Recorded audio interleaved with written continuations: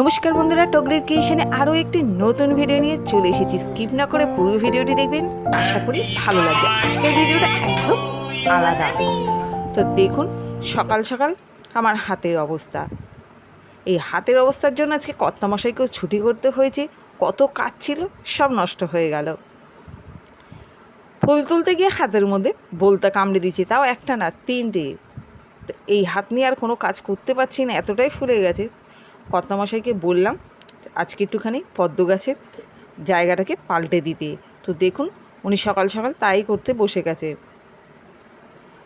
কিছু করার নেই, পদ্ম গাছগুলোকে মিশোতে দানাগুলো আনা হয়েছিল অর্ডার করে, তো সেই গাছগুলোই বেরিয়েছে।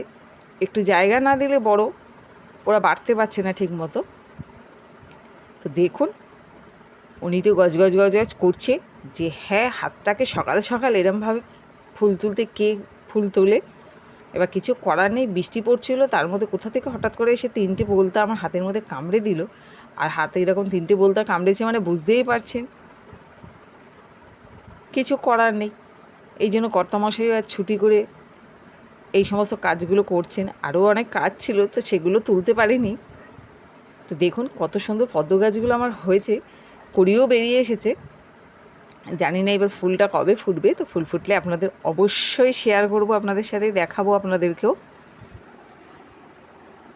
যে যেখান থেকে ভিডিওটি দেখছেন ভালো লাগলে সাবস্ক্রাইব করে পাশে থাকবেন, লাইক দিয়ে ভিডিওটি দেখবেন, কমেন্ট করবেন, শেয়ার করে অন্যকেও দেখার সুযোগ করে দেবেন। তো দেখুন এখনও কত দানা রয়েছে, সেখান থেকেও গাছ বেরোচ্ছে।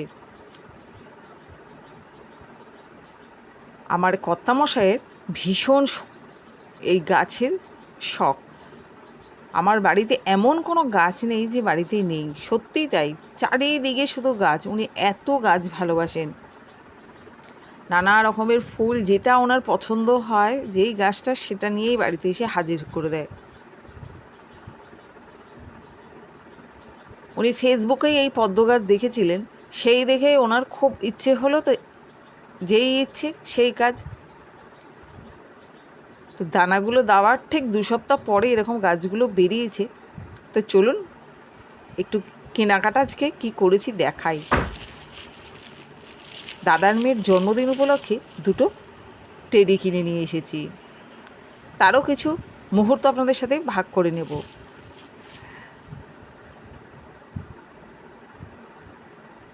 সাথে টেডিটা কিনতে গিয়ে মেয়ে বললো একটু মোমো খাবে, তো দেখুন এখানে আমি মোমো নিয়ে চলে এসেছি।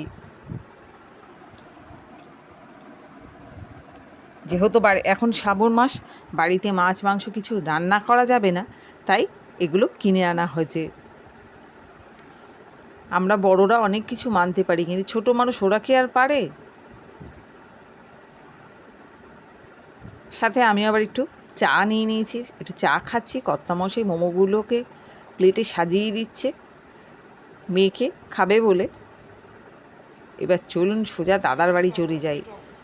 তো দেখুন এখানে কেক কাটার পর্ব চলছে।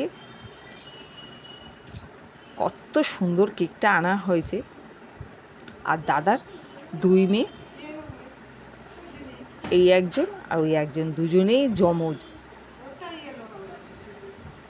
মাঝে মধ্যে পরিবারের সঙ্গে যখন দেখা হয় কি ভালো লাগে। কার বার্থডে বলে দে তো, কার বার্থডে আজকে? আমাদের দুজনেরই তো। তোর নাম কি বল? স্নেহিতা, সংস্থিতা।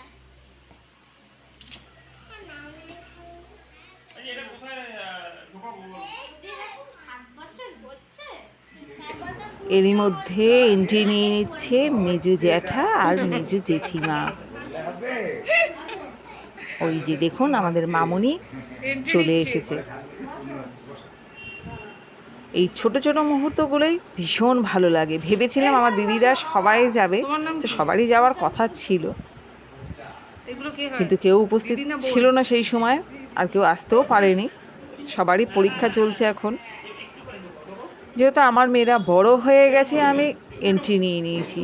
তো কেমন লাগলো ভিডিওটা কমেন্ট করে অবশ্যই জানাবেন বন্ধুরা।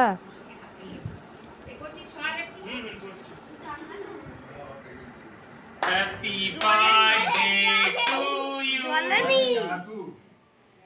তার আগে থেকেই বলছো জলেনি। হ্যাঁ জ্বলে গেছে।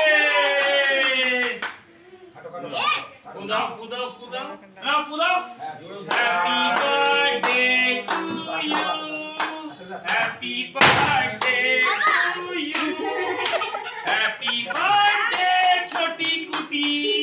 Happy birthday to you. বাহ, এবার